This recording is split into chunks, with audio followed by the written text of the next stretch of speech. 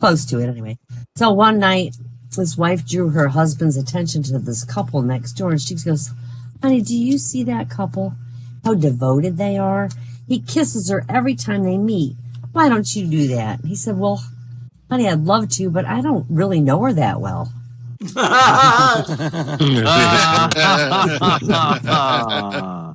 You know why 68's the maximum speed for blondes? Why? Because at 69 they blow a rod. All right. I love puns. I got some punny things here. Did you hear about the Buddhist monk who refused Novocaine during a root canal? He wanted the transcendental medication. Yeah. Oh, God. All the friars, they were behind on their belfry payments, so they opened up a small florist shop to raise funds. Since everyone liked to buy flowers from the men of God, a rival florist across town thought it was really unfair, and he said he went to the good fathers and asked them if they'd close down shop, but they wouldn't. Well, he went back and he begged the friars to close, but they ignored him. So the rival florist hired Hugh McTaggart, the roughest, most vicious thug in town, to persuade them to close. Hugh beat up the friars, trashed the store, and said he'd be back if they didn't close up shop. So terrified, the friars did so, thereby proving that Hugh and only Hugh can prevent florist friars. That's awesome. Is that cute? That is so cute. So this guy goes into a restaurant for a Christmas breakfast while in his hometown for the holidays.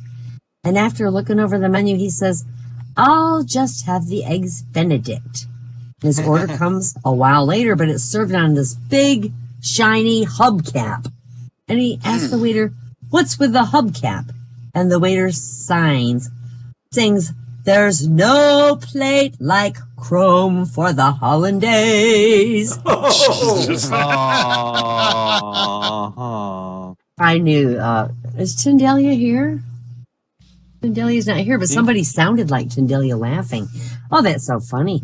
An Indian chief had 3 wives, and each one was pregnant. The first one gave birth to a boy, so the chief was so elated he built her a teepee made out of deer hide. A few days later, the second one gave birth, and it was also a boy, and the chief was so happy he built her a teepee made of antelope hide. Well, the third wife gave birth a few days later, but the chief kept the details all secret. He built this wife a 2-story teepee. It was made out of a hippopotamus hide, and the chief then challenged the tribe to guess what had happened. And many tried unsuccessfully, but finally a young brave came forward and said, I bet she has given birth to twin boys. Yes, said the chief. How did you figure that out? And the warrior said, it's elementary. The value of the squaw of the hippopotamus is equal to the sons of the squaws of the other 2 hides. In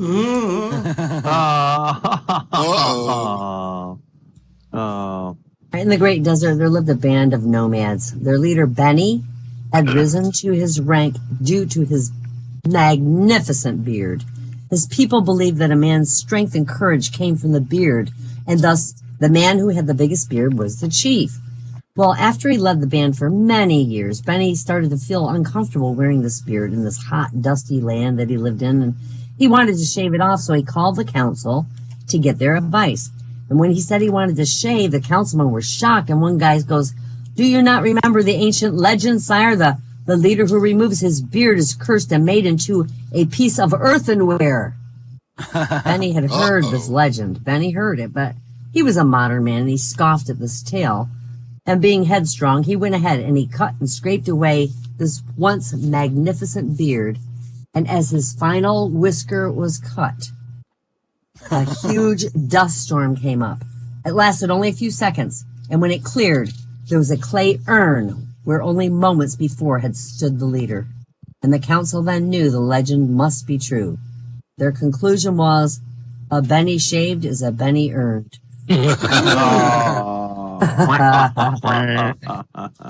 So veteran Pillsbury spokesman Poppin' Fresh, he died Wednesday of a severe yeast infection. He was 71. Yeah. He was buried Friday.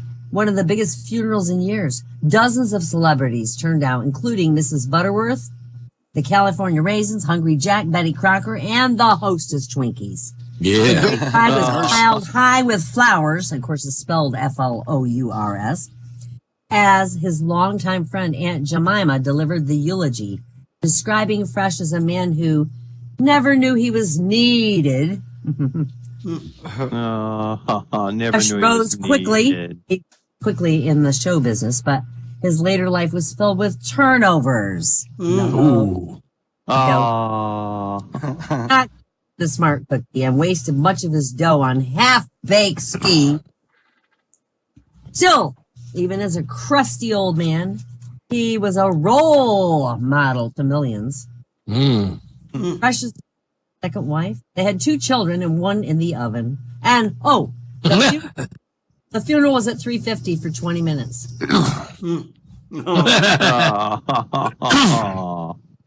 There was once this second led by a second-rate director. In the orchestra was this guy on the cymbals who never banged him at the right time. So the conductor said, "You don't get it right this time, I'm going to kill you." So when the time came for the percussionist to get it right, he didn't.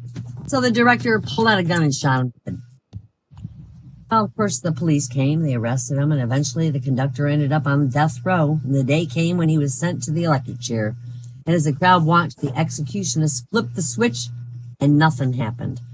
Everyone wondered what went wrong, but the director knew. Saddened by all that had taken place, he said, "Ha! I never really was a very good conductor."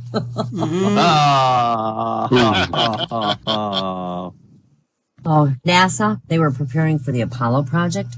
And when NASA was preparing for this Apollo project, some of the training of the astronauts took place on a Navajo reservation. But one day, a Navajo elder and his son were herding sheep and came across a space crew. And the old man, who spoke only Navajo, he asked a question that his son translated as, "What are these guys in the big suits doing?" Well, a member of the crew said that they were practicing for their trip to the moon, and the old man got all excited, asked if they could send a message to the moon with the astronauts. And recognizing this promotion opportunity, the NASA folks found a tape recorder.